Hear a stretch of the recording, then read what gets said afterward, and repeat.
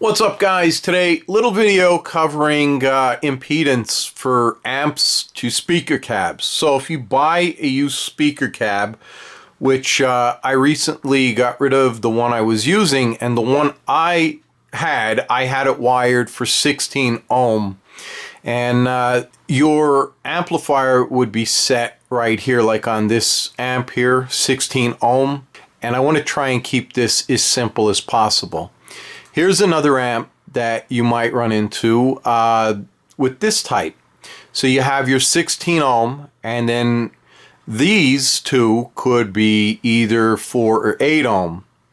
And over here you have a switch which clearly states 4 ohm, 8 ohm. If you're using 16 ohm into a 16 ohm cab, you can switch this to 8 ohm. You can also use this 8 ohm here and use one of these jacks. That's fine if your speaker cabinet is 16 ohm. However, when I got my new cab, and I'm going to show you a little demonstration in case you're buying a new cab and you don't know how it's wired and you don't want to pull the back off, how to test this. I assumed the cab I got was 16 ohm, and the reason for that, if you take a look here, you have your left input and your right input, and it says 16 ohm. Your left is always mono, always. And if we blow this up a little bit more, you'll see 150 watt RMS. That is reading for 2 speakers, so each speaker is 75 watts. The mono input on the left side, if you notice here, there's a little 8 with ohms, 8 ohms.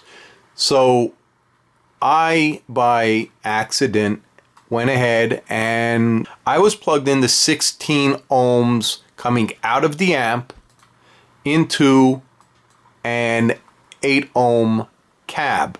That's a no-no. So if this cab happened to be 16 ohm like this one right here, so you got a mono selector switch and it's 300 RMS, that's because you got 4 speakers in there. It says use one input only, and it's switched to there.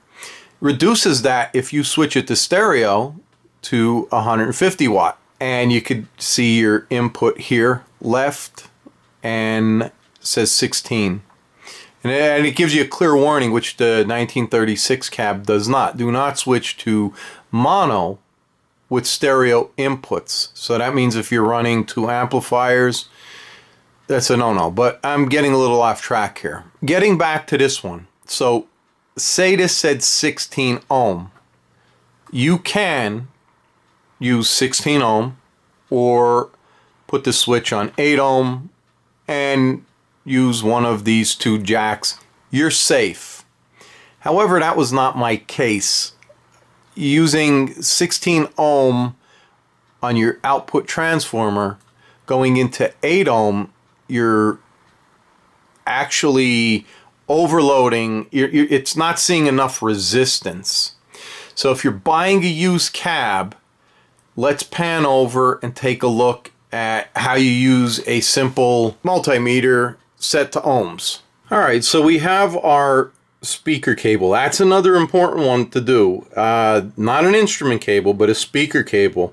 You have to use it between your head and your cab, or else you're going to cause yourself some problems there. So all I did here, it doesn't matter which way you have this because you're only reading ohms.